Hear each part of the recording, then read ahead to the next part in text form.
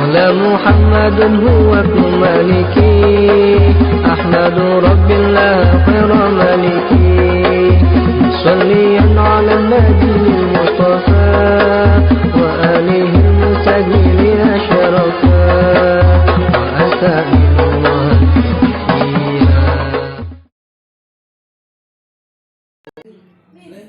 Assalamualaikum warahmatullahi wabarakatuh.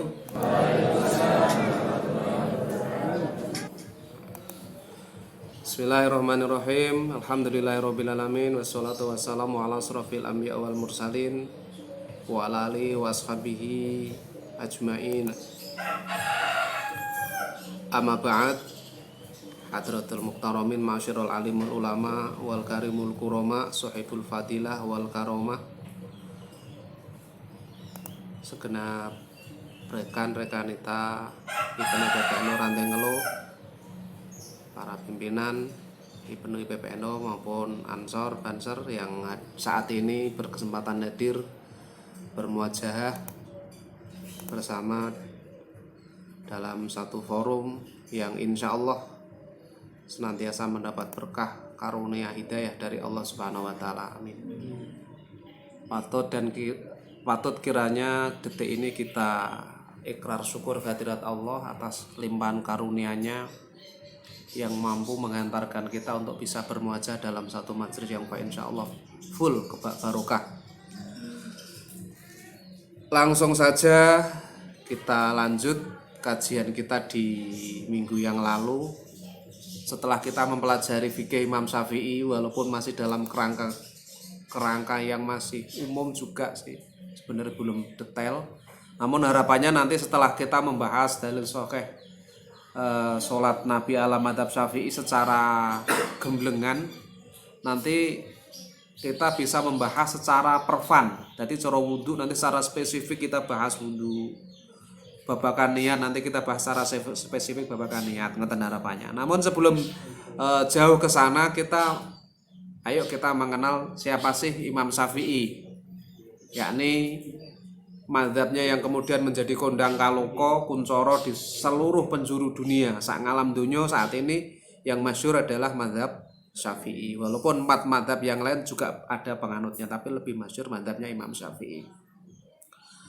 Kemarin sudah kita bahas perjalanan hidup Imam Syafi'i mulai dari Mekah, Madinah sampai ke Yaman, yang menjadi titik tekan pembahasan kemarin diantaranya adalah di usia 15 tahun Imam Syafi'i sudah menjadi mufti, disahkan oleh gurunya untuk boleh berfatwa lah ke umur 15 tahun. Yang lebih mengerikan, umur 7 tahun hafal Quran tafsire sak maknane. Angga umur 17 tahun wis hafal juz sama. Itulah sudah direview nggih videonya nggih kemarin nggih. Untuk bukunya di PRNU sampai nambil itu yang buku sirah, biografi Imam Syafi'i, di tafsirah sampai nambil biografi Imam Syafi'i. Akhirnya ketemu dengan orang-orang hebat, Imam Malik bin Anas, gurunya yang kemudian menjadi guru beliau, tonggak sejarah beliau mendirikan mazhab Syafi'i dan seterusnya. Yang mana gurunya adalah bermadzhab Maliki. Jadi sebelum ketemu Imam Malik, Imam Syafi'i itu sudah hafal muwatta'nya Imam Malik. Ketika sowan moro karo pembantune dikon balik, akhirnya dia tetap cara bahasa saya ngotot pengen ketemu Imam Malik. Ketika ketemu Imam Malik, krana ora jame ngaji muwatta karepe dikon bali. Sok-sok ae le cara mono ngoten. Sok minggu ae cara sampean Mas Bima. Misale rene kok teko jam 10, sok minggu ae Bim ngajine. Lho kula mpun napal. Kula mpun napal muwatta jenengan. Imam Malik kemudian menjadi kaget. Mosok kok eneng bocah nom wis hafal kitab muwatta. Bingung deh. Ring keseatur Akhirnya Imam Syafi'i diterima di pengajiannya, di perguruannya Imam Malik. Itu sudah kita bahas kemarin. Nah, sekarang perjalanan beliau sampai di Yaman.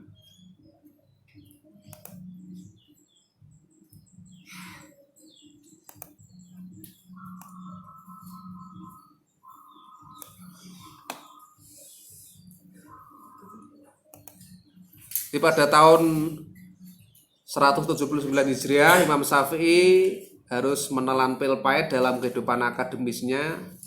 Di pada saat itu 2 orang gurunya wafat. Tahun pinten? 179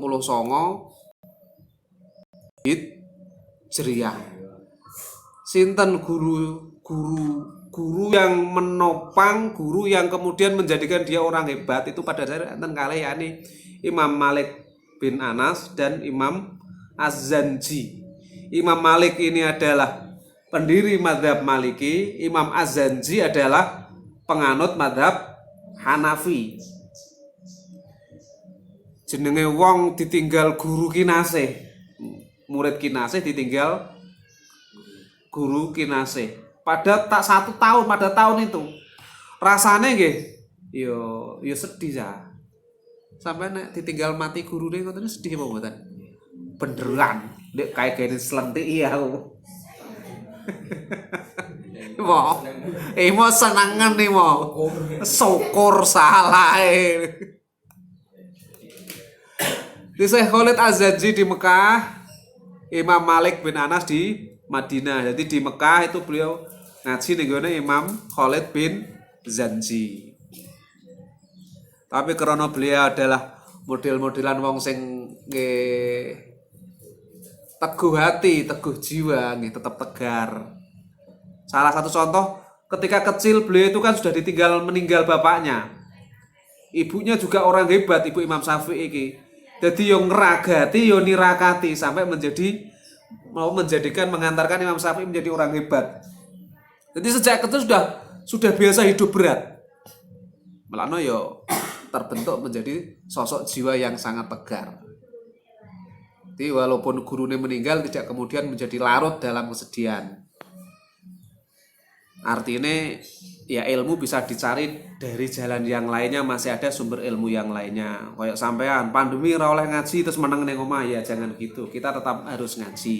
Kita harus tetap mencari dalane ning ndi yo ning ndi sing enek. Di ora enek ning rao, ora enek ning godo, ora enek ning yo ning ndi kono, pangulu-pangulu kono nandi. Ora iso tatap muka yo daring gitu. Artinya kita tetap mencari solusi atas sebuah masalah yang kita hadapi. Jangan kemudian kita menjadi manusia terpaku, termenung, meratapi, merenungi nasib. Jadi masih ada pemahaman yang harus bisa diamalkan. Jadi ono golek ilmu liya lah. Belum lama tiba di Mekah, sekembalinya dari Madinah adalah gubernur Yaman yang kala itu bertandang ke kota Mekah terkesima dengan kecerdasan Imam Syafi'i, pemerintah lah, gubernure. Kok enek wong hebat. Bocah kok koyo ngono pintere. Cara model-model menawa saiki koyo model Gus Bahak ngoten niku lho. Gus Bahak lho, ora Gus Badrun. Gus Badrun ki opo? Kita ambil butuh timun bungkek Joko Ibu tok nek kan ngoten. Akhirnya mendapatkan request gubernur Yaman menjadi penasehat. Ya, akhirnya ditarik ke Yaman, dijadikan staf ahli di kantor gubernur Yaman, jadi pegawai kerajaan. Modelnya kan ngoten nang nek bocah kok hebat iku wis diri-iri wong. Ngene iki yo enek sing wis diri-iri yo mbah sapa kan ngoten. Karena apa? Melihat track recordnya nek cara saiki bahasane. Jadi lah Imam Syafi'i menerima itu bukan hanya sekedar mengejar dunia, bukan. Tapi karena pada saat itu di keluarganya beliau adalah satu-satunya penopang ekonomi keluarga. Ngeten, jadi minimal di samping mengajarkan ilmu bisa dijadikan sarana untuk menghidupi keluarga.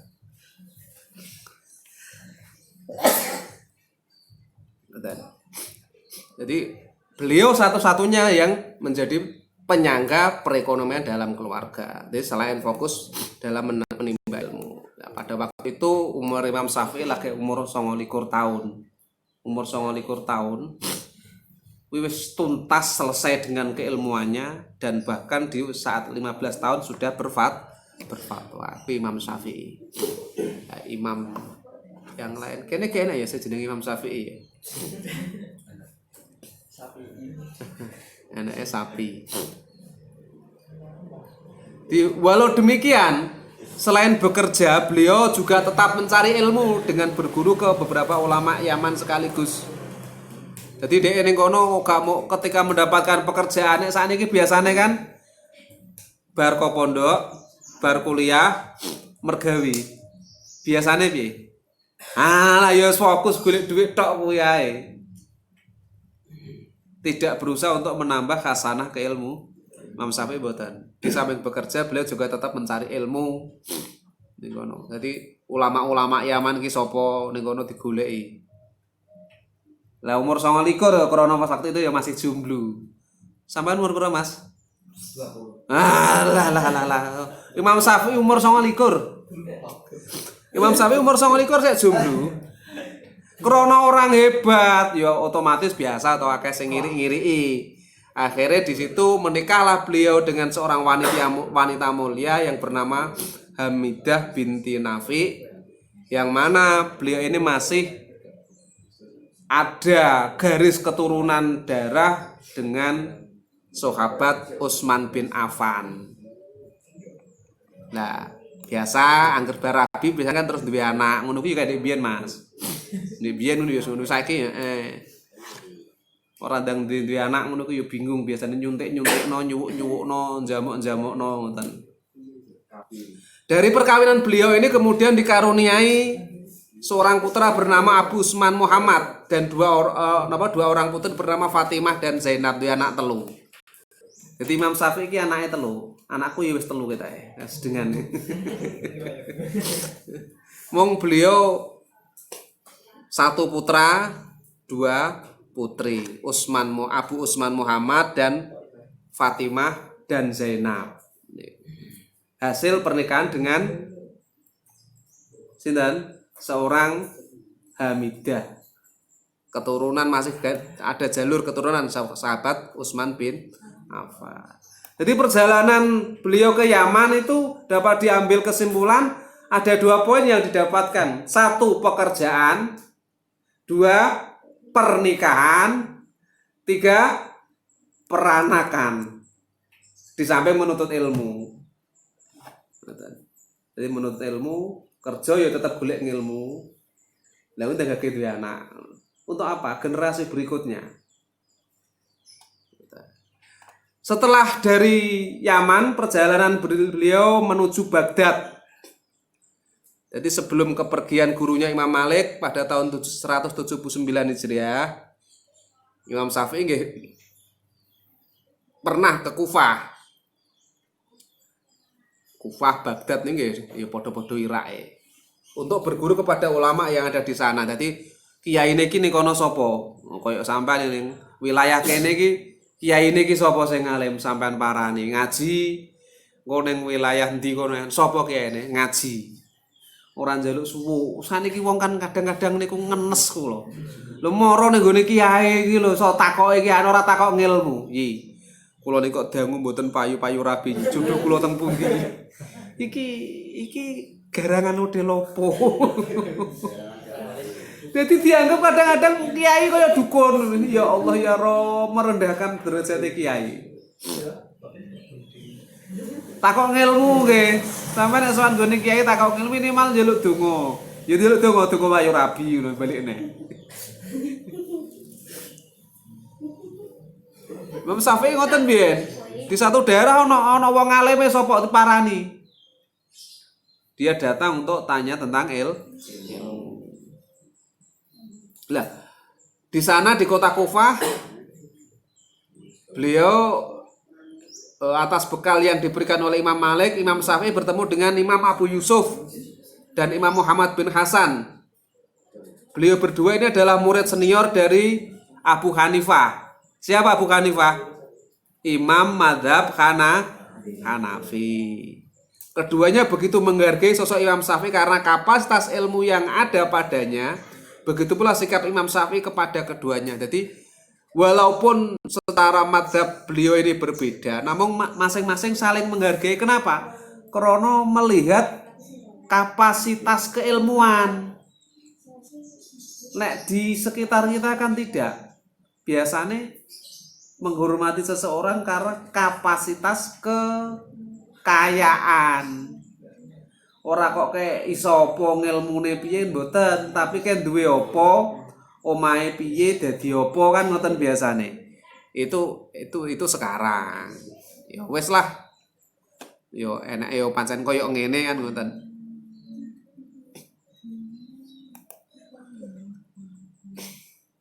Nah, ini beliau tidak, Abu Yusuf dan Imam Muhammad bin Hasan niki sama-sama menghargai, menghormati sosok Imam Syafi'i. Begitu juga Imam Syafi'i.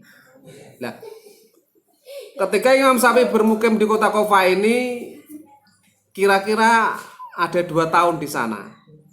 Sebelum pergi ke beberapa daerah di Persia dan kemudian pulang kembali ke kota Madinah sampai wafatnya guru beliau Imam Malik bin Anas. Jadi setelah di Kufah, pada akhirnya pulang lagi ke Madinah di tempat mukimnya beliau sampai wafatnya. Lalu memutuskan untuk bekerja di kantor gubernur Yaman sing dik Mang. Ketika bekerja di Yaman itu kondisi politik Bani Abbasiyah sedang tidak stabil.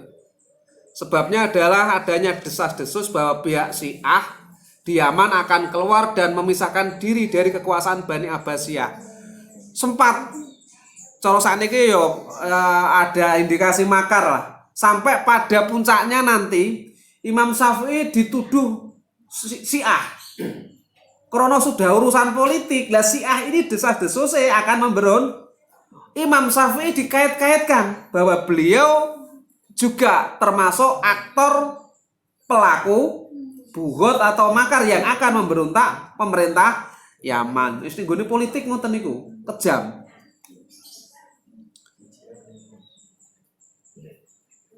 Jadi mereka dituduh, sempat meh dieksekusi, ditangkap dan digelandang ke kota Baghdad, ibu kota negara pada waktu itu yang dipimpin oleh Khalifah Harun ar-Rasyid. Jadi di masa Khalifah Harun ar-Rasyid. Singkat cerita, karena Khalifah begitu terkesan dengan jawaban-jawaban, akhirnya Harun ar-Rasyid ketika bertanya kepada Imam Syafi'i bertanya, iki malah justru iki hebatnya wong alim ngoten kadang untuk menaikkan derajatnya untuk kena fitnah dhisik. Akhirnya pemerintah Harun ar-Rasyid terkesima dengan jawaban-jawaban Imam Syafi'i sing asale pengen apa niku. Ya mestine nek nenggone politik ada yang berkepentingan, yang mengfitnah mungkin kan. Ben nopo jabatan kedudukan Imam Syafi'i ini tergeser atau mungkin bahkan kalau bisa tergusur. Jadi Imam Syafi'i pernah kena fitnah, Bro. Jadi nek kelas awak dhewe kok kefitnah. Ini biasa lah. Apa nih urusan jabatan itu serba dan sangat mungkin. Sempat dituduh Syiah saat itu. Melalui kiai kita Kiai Said dituduh Syiah wajar. Kiai Said sempat kemarin Kiai Said Akhil Sirot dituduh Syiah dan akhir tabayun tenggere pondok ngene Gus Ali Masyuri Tulangan ngene Bumi Sholawat. Akhirnya setelah Raja Harun ar-Rasyid mendengarkan jawaban Imam Syafi'i, terkesima dengan jawaban beliau. Justru membuat sang khalifah meneteskan air mata. Gak sido. Akhirnya Imam Syafi'i dibebaskan, tapi juga karena kedekatan beliau dengan Imam tadi yang di atas, Imam Hasan, yang saat itu menjabat sebagai hakim agung. Maka Imam Syafi'i dilepaskan dari semua tuduhan dan dibebaskan. Dari 9 orang yang ditangkap tadi, satu-satunya orang yang dibebaskan adalah Imam Syafi'i karena tidak terbukti dan tidak ada alat bukti yang membuktikan bahwa Imam Syafi'i termasuk bagian dari kelompok Syiah yang memberontak. Tapi jenenge fitnah, wong kena fitnah niku Masya Allah hancur kabeh nama baik, walaupun tetap di kemudian hari akan dipulihkan oleh Allah Subhanahu wa taala. Setelah bebas dari pengadilan khalifah, Imam Syafi'i tidak langsung kembali ke Yaman atau pulang ke Mekah. Beliau justru menetap di Baghdad untuk sementara waktu guna menimba ilmu. Ini loh. Jadi difitnah koyok ngono sampai urusan negara, urusan makar itu kan taruhannya kan nyawa. Nek gak awak apik kan mati. Fitnah kok. Apa cukup itu? Keluarga yang ditinggal ini akan mendapatkan label keluarga pemberon. Ini loh kejamnya fitnah. Ya Allah, melakno fitnah itu asyaddu minal qatl. Lebih kejam dari pembunuhan. Karena dampaknya nek pembunuhan sing mati wong siji. Fitnah iso sak negara, iso sak kampung, minimal iso sak keluarga. Lah, di saat beliau kena fitnah koyok ngono, sing dipikirno nek awake kan mencemam memulihkan nama baik kak ngoten. Mboten Imam Syafi'i. Fitnah selesai, dia selamat tidak terbukti, ya wis bar ngaji meneh. Kowe ngaji itu. Akhirnya dia tidak langsung pulang ke Mekah atau ke Yaman, dia tetap menetap di Baghdad untuk menimba ilmu ulama-ulama yang ada di Baghdad pada saat itu.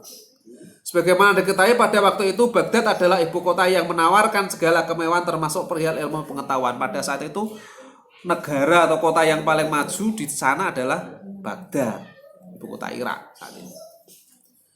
Banyak pendapat, bahkan perpustakaan terbesar, perpustakaan itu perpustakaan gede-gede tersebar di penjuru kota. Ratusan majelis ilmu yang dipimpin oleh para syekh-syekh berkualitas dan spesialisasi ilmunya masing-masing. Sejarah mencatat di perjalanan keduanya ke Irak itu beliau berguru kepada para ulama Irak, di antaranya adalah Waqi' bin Jarrah dan lainnya. Jadi ulama-ulama yang terkenal, ulama-ulama yang gede-gede, para nih kabeh kali Imam Syafi'i. Karena kesempatan untuk bisa ke Baghdad ini langka. Dan pada saat itu adalah Baghdad bahasanya kotanya ilmu. Ya paling kan terus sakniki carane ngene dhewe menawa ya nggone sampean iku kotane ilmu. Perpustakaane online kok. Kasare omong. Sampean kok ijek tetep goblok.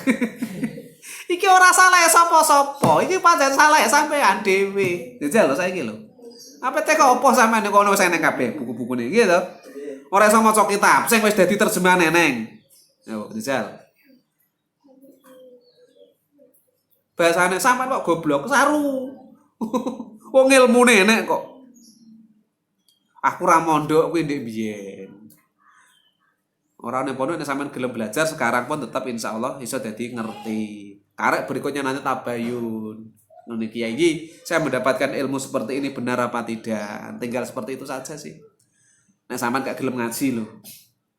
Tinggal tabayun ngoten kaya mawon. Gelem belajar. Syukur bagi kok gelem kok sampeyan gelem ngaji ngeten iki ya alhamdulillah. Berikutnya setelah dari Baghdad dia kembali ke Mekah, tempat kelahirannya di Mekah. Pada tahun 189 Hijriah setelah wafatnya Imam Muhammad bin Hasan, akhirnya syekhnya beliau sing nulungi hakimnya kota Baghdad tadi yang menolong beliau ketika dituduh Syiah pada tahun 189 meninggal dunia. Dia terus balik ning Mekah. Balik ning Mekah, iki krana gurune ning Baghdad sing dianggap keilmuannya tinggi itu sudah meninggal. Cara ning Baghdad terus gak ono sing ditunggoni. Jadi bukan jabatan loh, di Yaman bukan jabatan, ora kok ning Yaman pengen rabi wong ayu tok mboten. Itu bonus.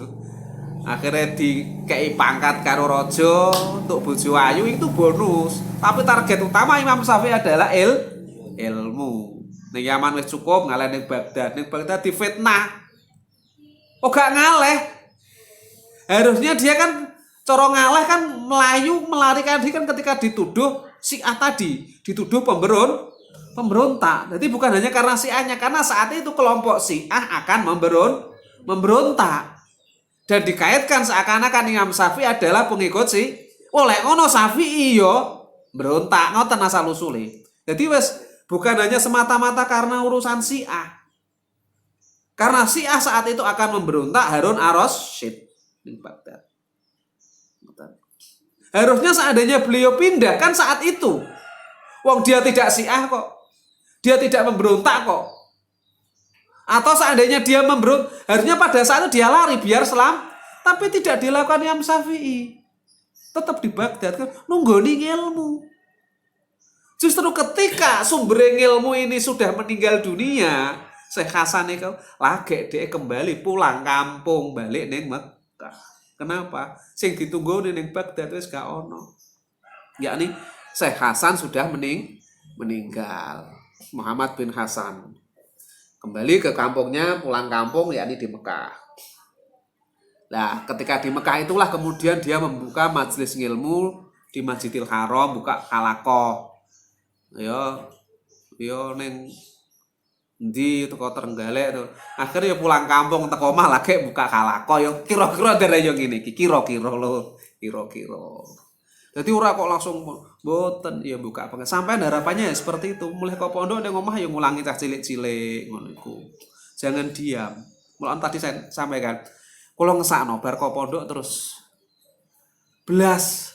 Kadang-kadang malah ana sing sampe gak salat. Kula kasihan sebenarnya, kasihan ilmunya eman-eman. Biyen ngaji ku ragate ora cukup beras sak kintal. Jal sampai sini pondok lho nek pirang tahun jal ndang hitung. Sing kuliah nek duit piro sampean?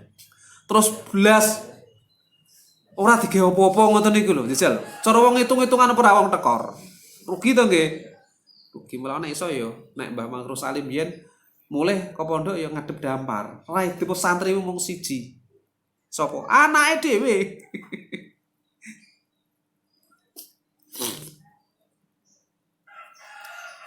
Beliau kembali ke tanah airnya dan membuka kembali majelis ilmu di dalam Masjidil Haram untuk mengajar dan berfatwa. Pada saat itu lagi buka dampar.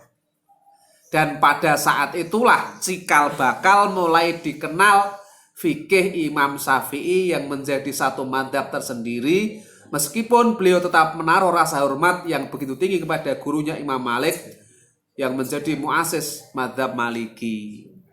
Hanafi, Maliki, lagi Syafi'i. Nah, Imam Syafi'i adalah murid dari Imam Maliki gitu.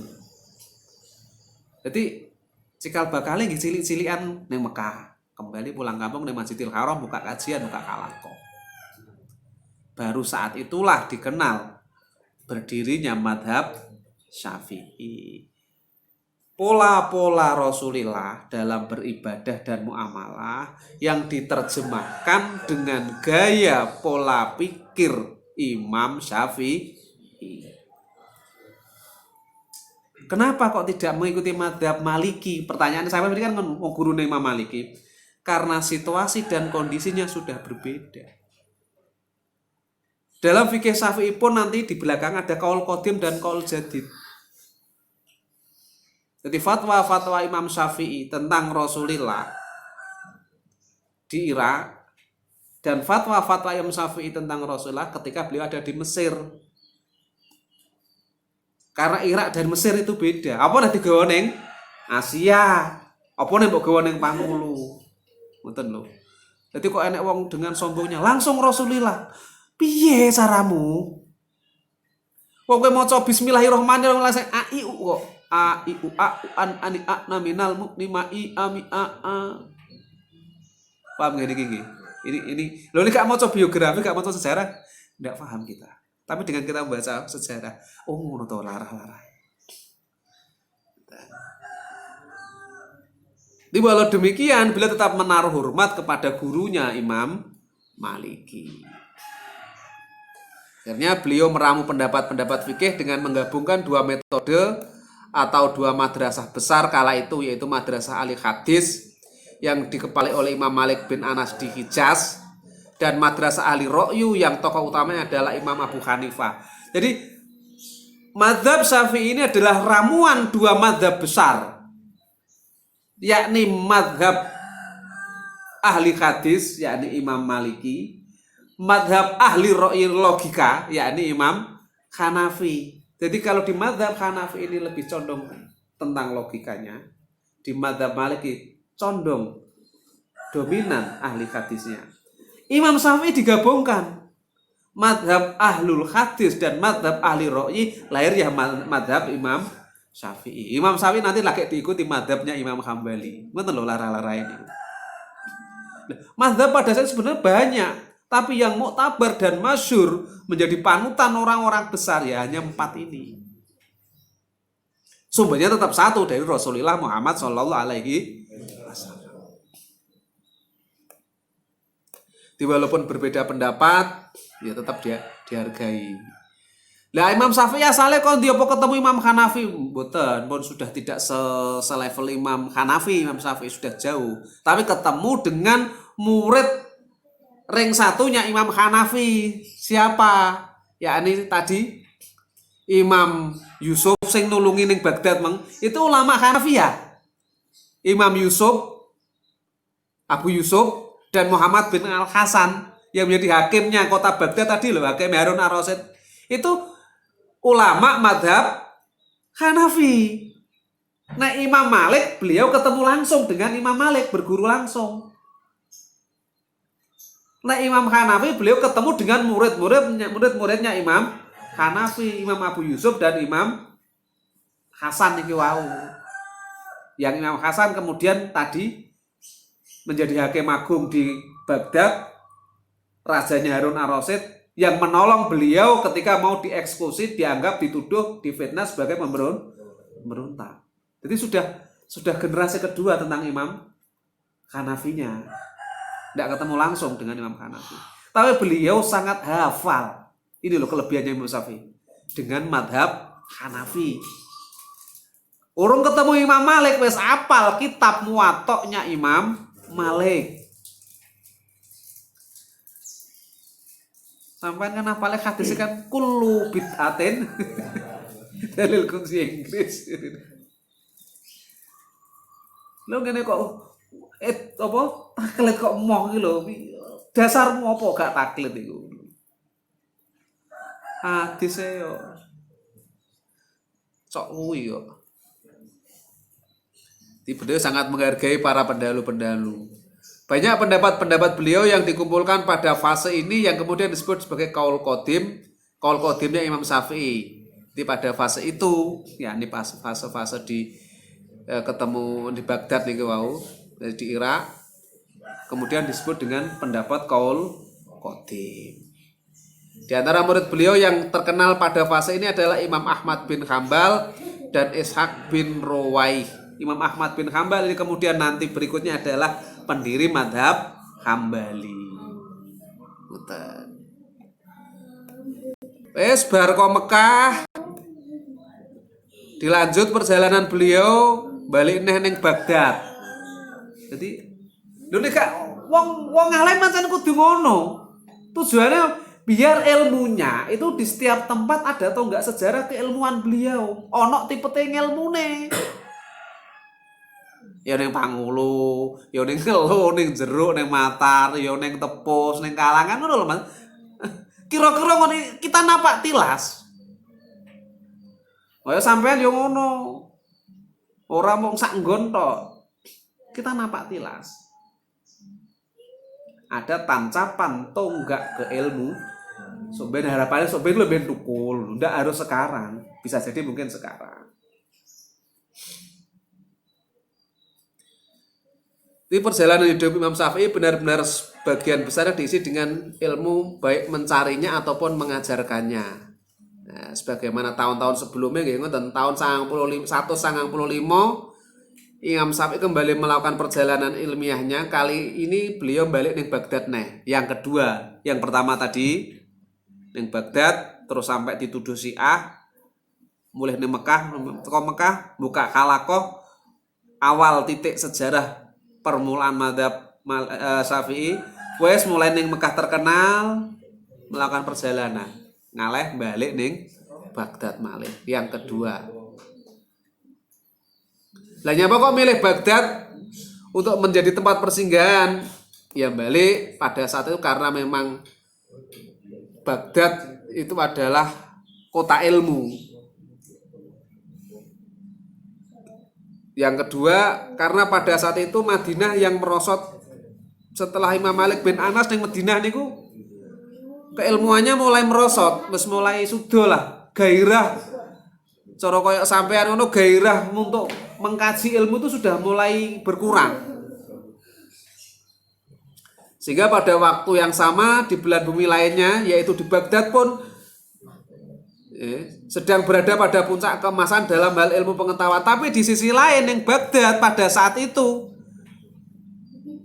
lagi apa istilahnya, semangatnya orang bicara ilmu lagi, yang intinya puncak keemasan tentang keilmuan pada saat itu. Malah dia memilih di kota Baghdad, gak milih Madinah. Cara dibandingnya pun gak di Mekahnya apa gak di Madinah.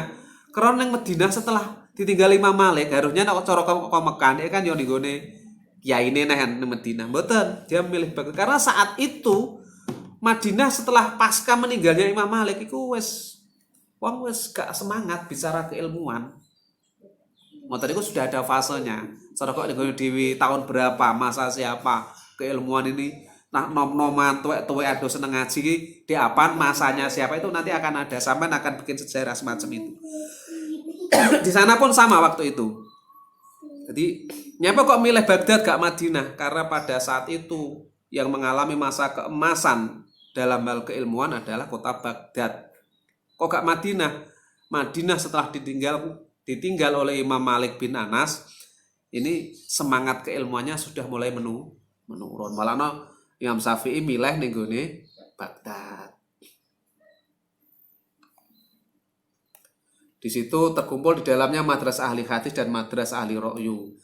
Jadi ning Baghdad lengkap, cocok karo sing dikarepno. Karo sing dikarepno Imam Syafi'i.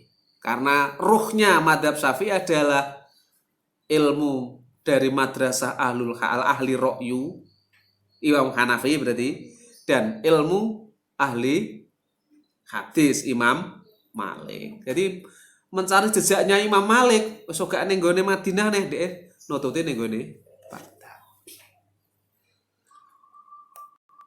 Lah saking senenge Imam Syafi'i terhadap kota Baghdad, tak jarang beliau memujinya seperti yang terekam dalam pembicaraannya dengan salah satu koleganya yakni Yunus bin Abdil A'la.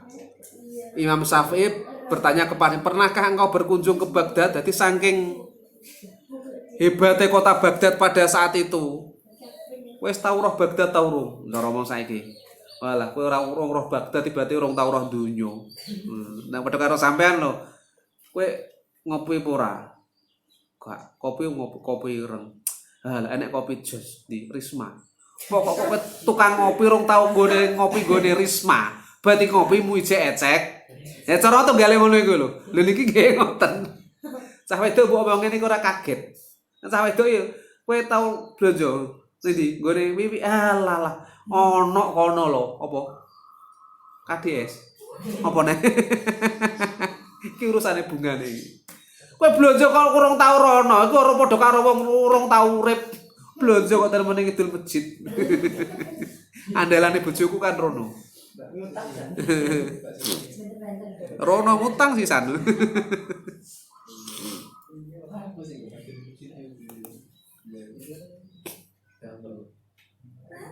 Jadi sampean kok gong tau neng Baghdad, berarti kowe urung tau roh donya. Ini pujian Imam Syafi'i terhadap kota Baghdad karena kehebatan kota Baghdad saat itu. Gemerlap keilmuannya. Wis pokoke wong cara saiki ngaji angger gong ning Lirboyo apa ning sarang. Walah kaya ngoten niku. Baghdad pun saat itu kaya ngono ki meng. Tidaklah aku datang ke satu tempat melainkan hanya kuanggap sebagai tempat persinggahan sementara. Tetapi kala aku tiba di Baghdad, ya sudah kuanggap rumahku sendiri. Jadi aku nek lunga ning gone ning tempat-tempat hawane gereja kan kudu mulih. Tapi nek ning Baghdad, mbah hawane kerasan gak kudu mulih-mulih aku. Ini pujian Imam Syafi'i terhadap kota Baghdad. Mas Aris kan ngono. Aku nek ning Pangulu ki mbah teko adoh lho hawane kudu mulih ning Pangulu kan. Berarti menunjukkan tempat yang lain tidak seindah kota Pangulu. Iki nek Mas Aris. Bimo beda neh. Lah masa teko ndi hawane kudu mulih ning Ngelo, tidak seindah tempat di dunia selain kota. Loh, masing-masing kan punya pujian. Lah tendensinya ya macam-macam. Nek Imam Syafi'i tendensinya ngilmu. Karena saat itu yang paling semangat keilmuannya paling tinggi itu ya di Baghdad. Imam Syafi'i menetap di Baghdad selama 2 tahun sebagai guru besar di wilayah tersebut. Kalau yang sebelumnya beliau mengaji berguru pada Imam Yusuf dan Imam Hasan, Abu Yusuf dan Imam Hasan, sekarang beliau di Baghdad tidak berguru lagi, tapi beliau sebagai guru besar. Saiki apa sorpesor lah, profesor terus saiki kan ngoten. Profesor, doktor ngono lho saiki.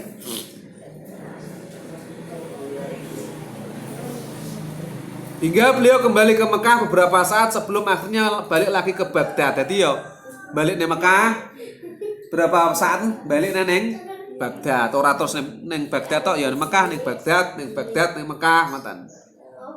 Dan di tahun 199 beliau memutuskan untuk meninggalkan Baghdad dan pindah ke Mesir untuk mengembangkan dan mengajarkan ilmunya di sana. Wes bar ke Baghdad terus ngalih ning Mesir. Syekh Abu Zahrah menuturkan di antara alasan yang membuat Imam Syafi'i tidak begitu nyaman tinggal di Baghdad kala itu ialah karena kepemimpinan Khalifah Al-Ma'mun sangat dekat dengan kelompok Mu'tazilah dan sekaligus dekat dengan para unsur Persia daripada Arab. Jadi gak nyaman dengan rezimnya, dengan pemerintahan saat itu. Lalu lebih dekat kepada kaum Mu'tazilah. Kaum Mu'tazilah itu apa? Sampai cari di situ bukunya ada. Mu'tazilah itu apa? Akhirnya gak nyaman, ngalih nggon lah dakwah di tempat yang lain, pindah ning Mesir. Imam Syafi'i tinggal dan menetap di Mesir selama kurang lebih 4 tahun. Yo enggak lama-lama amat, di Mesir petang tahun wis cukup. Dan di sanalah beliau membangun mazhabnya dan menyebarkan pendapat dan fatwa-fatwa beliau yang nantinya dikenal sebagai Qaul Jadid Imam Syafi'i. Jadi Qaul Qadimnya di Baghdad, Irak. Qaul Qadimnya, Qaul Jadidnya di Mesir. Jadi di Imam Syafi'i pun ada 2 nih karena situasinya beda. Di Mesir dan di Irak beda.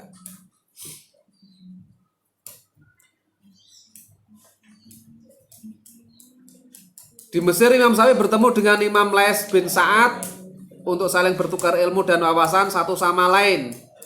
Banyak pula murid beliau ketika di Mesir ini yang nantinya menjadi ulama-ulama besar pada generasi selanjutnya. Dan di Mesir ini kemudian beliau mampu melahirkan para kemudian yang mendukung ya jadi santri madzhab lah, karena jadi penyebar madzhab beliau. Di Mesir inilah kemudian ulama-ulama besar itu lahir yang kemudian mensyiarkan madzhab Syafi'i dengan Qaul Jadidnya. Di fatwa baru, di Qaul Jadid itu berarti fatwa barunya Imam Syafi'i. Kiranya Mesirlah yang menjadi tempat persinggahan terakhir bagi sang imam karena beliau wafat dan dikebumikan di Mesir. Sampai pada akhirnya beliau wafat di Mesir dan dikebumikan di Mesir. Sehingga nanti di dalam kitab-kitab beliau sampai sampean pelajari saat ini, nanti pasti ada di dalam kitab-kitab Syafi'iyah itu. Ada Qaul Qadim, ada Qaul Jadid. Terus dari 2 qaul ini nanti yang disepakati yang mana itu nanti yang merumuskan adalah para ulama-ulama generasi pasca Imam Syafi'i. Dan ini lahir rata-rata mereka dari generasi Mesir dan generasi Mekah Baghdad tadi. Ini tonggak sejarah kemudian berkembangnya madhab Syafi'i. Proses awal proses awal perjalanan sian di fitnah itu madhab Syafi'i belum masyhur. Bahkan jadi Imam Syafi'i sendiri itu masih bermadhab Maliki atau mungkin Hanafi. Kenapa? Karena dia ketemu Imam Malik bin Anas, dia juga ketemu Imam Khalid bin Zanji yang bermadhab Hanafi. Saat itu madhab Syafi'i belum punya urung duwe panji-panji, urung duwe gendera. Lagi setelah bar kefitnah mulai di Mekah itu awal setelah dia bikin halaqah lagi ngadeg awal fikih namanya fikih Syafi'i dan seterusnya ning gone Mesir, ning gone Irak, terus ning gone Mesir ini. Ning gone Irak, ning gone Baghdad tadi disebut dengan Qaul Qadim. Setelah sampai di Mesir kemudian disebut dengan Qaul Jadidnya. Kiranya demikian yang dapat saya sampaikan. Kurang lebihnya mohon maaf. Nanti bisa di review untuk videonya. Semoga apa yang saya sampaikan bisa menjadi referensi kita semuanya, khususnya ya saya pribadi, untuk bisa menjadikan semangat begitu apa istilahnya. Orang gampang putus asa lah, walaupun umurnya ndak panjang Imam Syafi'i ini ku. Ora sampai widaan betul 50-an hanya, kisaran 50-an. Tapi semangat keilmuannya seperti itu luar biasa. 15 tahun wis berfatwa, 7 tahun hafal Quran. Sampai 17 tahun Fatihah rungso.